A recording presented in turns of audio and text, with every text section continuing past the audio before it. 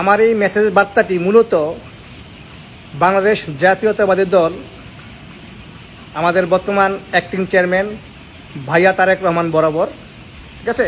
এই জন্য ভাইয়া তারেক রহমানকে বলবো, ভাইয়া আমি যারা ছোট্ট মানুষ, হ্যাঁ, জিয়া পরিবারকে ভালোবাসি, আপনাকে ভালোবাসি, বেগম খালেদা জিয়াকে ভালোবাসি, জিয়া রহমানকে ভালোবাসি। কারণ জিয়া রহমান আমাকে ছোটোবেলা কুলে নিয়েছেন, আমার মনে আছে। আমার বাবার নাম হচ্ছে গ্রাম সরকার, master M A Mannan Sikdar, বর্তমানে মরহুম, হ্যাঁ, ভ্রন্ডা শিকদার বাড়ি, মুন্সিগঞ্জ, টঙ্গীবের থানা। আমাদের বালিগাতে জিয়া রহমান একবার গেছিলেন, সেই সময় আমাকে কুলে নিয়েছিলেন, আমার মনে আছে জিনিসটা এখন বন্ধু, ঠিক আছে? যেই কারণে আমি জিয়া পরিবারের প্রতি সবসময় সদয়, এবং যে পরিবারকে ছাড়া আমি অন্য কোনো রাজনৈতিক দলের চিন্তা ভাবনা করতে পারি না, ঠিক আছে? এখন প্রশ্ন হইল, যারা এই জিয়া পরিবারের নাম ভাঙ্গা ব্যবসা বাণিজ্য করছেন আওয়ামী লীগের সাথে, আপনার বিবেককে প্রশ্ন করেন তো, আপনি কত বড় অমানুষ হইলে আপনার নেত্রীকে আপনার জেলখানায় বন্দি করছেন, হ্যাঁ, বন্দি করার পরে আপনি হাসিনাকে বলছেন মাননীয় প্রধানমন্ত্রী, ঠিক আছে? আপনি সরেছাড় বলতে পারেন নাই। এই পরে আপনার নেতাকে, আপনার নেত্রীকে জেলখানায় বন্দি রাখার পরে আপনি আওয়ামী লীগের ব্যবসা করছেন, সামাজিকভাবে চলাফেরা করছেন। আপনি কি আসলে মানুষ না আওয়ামী লীগের থেকে বড় হায়ানা? এই সমস্ত, ঠিক আছে, নেতাকর্মী যারা ছিলেন, ভাইয়া তারেক রহমান, আমি আপনাকে দৃষ্টাকরণ করে বলতেছি প্রিয় ভাই, এই ভুলগুলি আর করবেন না। আপনার লাঠি মারা দল থেকে বাইক দেন, এগুলি হারামি। এই হারামিদের কারণে আমার নেত্রী, আপনার মা, জনগণের নেত্রী, বিগত 8টা বছরের জীবনের 8টা মূল্যবান বছর জেলখানায় কারাবন্দী থাকতে হয়েছে, রাজনীতি থেকে দূরে সরে যেতে হয়েছে। আপনার জীবনের এই 12-13 বছর প্রবাসে কারাবন্দী হতে হয়েছে আপনাকে, ঠিক আছে, এক ধরনের, ঠিক আছে? এবং এই সমস্ত নিমক খারাম বেইমানদের কারণে বাংলাদেশের হাজার হাজার নেতাকর্মীরা জেল খাটছে, পঙ্গু হয়েছে, গুলিবিদ্ধ হয়েছে, এই সমস্ত বেইমানদের কারণে, ঠিক আছে? এই বেইমানদেরকে চিহ্নিত করেন, দল থেকে লাত্তি মারে বাইক করে দেন। ওদের কোনো পান নাই। তার আগে আমি দুটি কথা না বললেই নয়। আমার যে সকল ভাইয়েরা দেশে এবং বিদেশে দলীয় নেতৃত্বের পদে থেকে আপনারা দায়িত্ব পালন করেন নাই, আমি আপনাদের কাছে একটা প্রশ্ন রাখি। যদি মা বেগম খালেদা জিয়া শুধু তারেক রহমানের মা না, আপনার আপন মা হইতো, আপনার আপন মাকে যদি 2 কোটি টাকার মিথ্যা মামলা দিয়া 8টা বছর জীবনের মূল্যবান সময় যেখানে রাখতো, আপনাকে সেই মেয়ের সন্তান হিসাবে কোনো আওয়ামী লীগের সাথে দেশে বা বিদেশে বসে, দলীয় পদে বসে আওয়ামী লীগের সাথে ব্যবসা করতেন, একটি বেলে ভাত খাইতেন না, ঠিক আছে?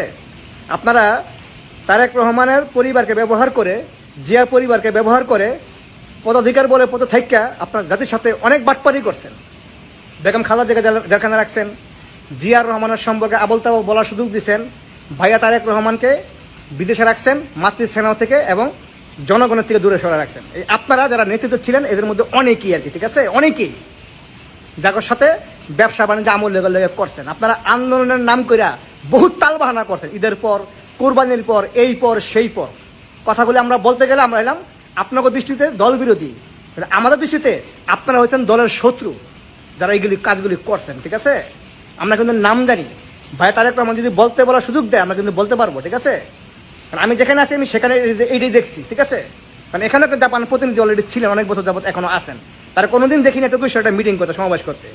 যারা বিএনপি করে অরিজিনাল, এদের সাথে মিটিং করতে, বুদ্ধি পরামর্শ দিতে দেখছি। যারা হাসিনা আসলে সম্বোধনা দেয়, আওয়ামী লীগ এমপি মন্ত্রী আসলে সম্বোধনা দেয়, জাপান আওয়ামী লীগ এসে ভাত খায়, হ্যাঁ, ওই সমস্ত সুর বাচ্চাদেরকে দেখছি প্যাট্রোনাইজ করছে, ঠিক আছে? এদেরকে নেতা বানাইছে। তা এই জন্য আমি সুর বাচ্চার কথাটা বললাম, কারণ সুরের বাচ্চার কোনো জাত নাই, কোনো ধর্ম নাই, ওর কোনো বাপ নাই, ঠিক আছে? এই সুরের বাচ্চা, যে সমস্ত সুরের বাচ্চারা দলীয় পদে বসে তারেক রহমানকে বিক্রি করে, বেগম খালেদা জিয়াকে বিক্রি করে, জিয়া রহমান আদর্শকে বিক্রি করে আওয়ামী লীগের ব্যবসা করছেন, আমি সেই সমস্ত সুরের বাচ্চাদের কাছে একটা প্রশ্ন করতে চাই। এই যে 17-18 বছরে যে সমস্ত আমাদের বিএনপির ভাইয়েরা, নেতাকর্মীরা, হ্যাঁ, গুলিবিদ্ধ হয়েছে, ঘরসারা হয়েছে, মামলা খাইছে, হ্যাঁ, আপনার মামলা খাইছেন বুয়া, নেতারা মামলা খাইছেন বুয়া, আপনার কিছু করে মামলা খাইছেন, কোন আওয়ামী লীগকে পিটাইছেন, খুনি আসিনা বলছেন, বলেন নাই তো? কোন নেতাকর্মীকে উৎসাহ দিয়া 2 লাইন 5 লাইন লেখা পাঠাইছেন যে আমরা বলতে পারি না, তোমরা বলো, বলেন নাই তো? হ্যাঁ, আমরা বারবার বলছি আন্দোলন ছাড়া হাসিনার পতন ঘটবে না, ঠিক আছে? কিন্তু আন্দোলন কিন্তু হয়েছে, কিন্তু আন্দোলনটা কি জানে, কি নামে? ছাত্র আন্দোলনের নামে। এই আন্দোলনটা কিন্তু করলাম আমরা, তাই না? উদ্যোগ নিছে ওরা, ওদের পাশে গিয়ে দাঁড়ালাম আমরা, হাসিনার পতন ঘটলো। এই আন্দোলনটা যদি আজকে বিএনপির নামে হইতো, তাহলে আজকে কিন্তু আমার নেত্রী বেগম খালেদা জিয়া এই দায়িত্বে বসে এখন অনেক কথাই বলতে পারতেন, ভাই তারেক রহমান অনেক কিছু করতে পারতেন, রাইট? ক্ষমতা মনের জিনিস, আপনারা এগুলি আসলে বুঝা শুন না আপনারা আমলে ব্যবসা করছেন, বাণিজ্য করছেন। কারণ আপনার যদি একটা প্রশ্ন, এই যে সমস্ত নেতাকর্মীরা মানে গুম হয়েছে বা খুন হয়েছে, আপনার সন্তান হলে আপনাকে আমলে গেলে বসে ভাত খেতে পারতেন? আপনাকে মাগি হাসিনাকে, জনগণের দেবপতি মাগি হাসিনাকে মাননীয় প্রধানমন্ত্রী বলতে পারতেন? হ্যাঁ, আপনারা বিএনপি করার পরও হাসিনাকে বলছেন প্রধানমন্ত্রী। বদরুদ্দোজা চৌধুরী কিন্তু এই দলের একসময় মহাসচিব ছিলেন, আলাদা দল করছে, মানুষ তাকে মূল্যায়ন করে না। কারণ বাংলাদেশের জনগণ জিয়াউর রহমানের আদর্শকে ভালোবাসে, ঠিক আছে? কোনো নেতার মুখ দেখে না। যে সমস্ত কুলাঙ্গাররা পদে বসে হাসিনাকে খোরাচার বলতে পারে না, খুনি বলতে পারে না, কিন্তু দেশে বিদেশে বাণিজ্য ঠিকই করছে, এই সমস্ত কুলাঙ্গারদেরকে দল থেকে লাত্তি মারে বাড়ি করে দেন তারেক ভাইয়া। এর বিষয়ে আপনাকে কিছু বলতে চাই না প্রিয় ভাই, ঠিক আছে? আপনি দেশপ্রেমিক, খাঁটি দেশপ্রেমিকদের নিয়ে রাজনীতি করেন, আর নতুন করে কমিটি গুছান, নতুন করে সমগ্র বাংলাদেশে ঐক্যবদ্ধ হওয়ার জন্য নেতাকর্মীদেরকে আদেশ করেন, এবং নেতাদেরকে শপথ কোরআন শরীফ ধরে যেন পকেট কমিটি না করে, যোগ্যতার ভিত্তিতে যেন কমিটি দেওয়া হয়। কোরআন শরীফ ধরে শপথ করান, তাহলে জিয়া পরিবার বাংলাদেশের ভিতরে ইনশাল্লাহ, হ্যাঁ, সূর্য উদয়ের মতন সবসময় জলমান থাকবে, উজ্জীবিত থাকবে জনগণের সাথে, রাষ্ট্রের সাথে, দেশের সাথে। দালালদেরকে চিহ্নিত করুন, বারবার ভুল করা যাবে না, বারবার ভুল করা যাবে না। সে যত বড় নেতা হোক, যারা ওই ডান বাম থেকে আসছে, ওই ভদ্রতা দিয়া জাতি চলে না, ওনাকে ইউনিভার্সিটিতে পাঠা দেন শিক্ষকতা করার জন্য, ঠিক আছে? ওনাকে রাজনীতি মানায় না। আপনি বলেন রাজাকার মুজিব, আপনি বলেন খুনি মুজিব, বিএনপির আরেক নেতা, বড় নেতা বলে, হ্যাঁ, শেখ মুজিব আমাদের অভিসংগঠিত নেতা, তাহলে আমরা সাধারণ কর্মীরা আমরা কোন দিকে যাব? কার কথা শুনবো? কাকে বিশ্বাস করবো? কথা বুঝতে পারছেন? অভিসংগঠিত নেতা শেখ মুজিব সম্পর্কে কোনো বাজে মন্তব্য করা যাবে না। মুজিব কি হয়ে গেছে গা? এই কৃষকদের জাগরিত করার জন্য আসাদকে, তার নির্দেশে আসাদ গ্রামে গেছিল এবং কৃষক সমিতিকে সংগঠন করেছিল। সেই আসাদ মারা যাওয়ার পরে আমরা যে স্লোগান দিয়েছিলাম, আসাদের মন্ত্র জনগণতন্ত্র, সেই গণতন্ত্র খামিয়েছে। আজকে এত বছরে এই স্বৈরাচার যেই আসে সেই 90 স্বৈরাচার হয়েছে, আর শেষে 16 বছর এই দেশকে শেষ করে দিয়েছে। স্বৈরাচারের চরম সীমায় পৌঁছেছিল এই কথিত স্বৈরাচার।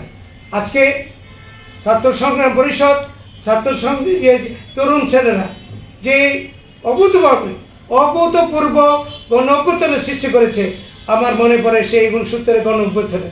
আমি সেই সময় ঢাকা মেডিকেল পড়ি, আমি দেখেছি, আমার প্রত্যক্ষ দেখেছি আমি যে সে কি অভূতপূর্ব গণ অভ্যুত্থান। সেই দিনও পতিত স্বৈরাচার, সেই সময় স্বৈরাচার আরও বড়। আইয়ুব খানকে তখন বলা হয়তো লৌহবান, সেই আইয়ুব খানের পতন হয়েছিল আসাদের রক্তের বিনিময়ে। আর আজকে এই স্বৈরাচার নামটা নিতে ঘৃণা হয়। আমরা এই স্বৈরাচারের এই 16 বছরে আমরা আমার পরিবার, আমি নিজে, আমি সরকারি চাকরি করতাম, আমি ডিপ্রেন্ট, আমি অনেক বড় হইতে পারতাম, আমি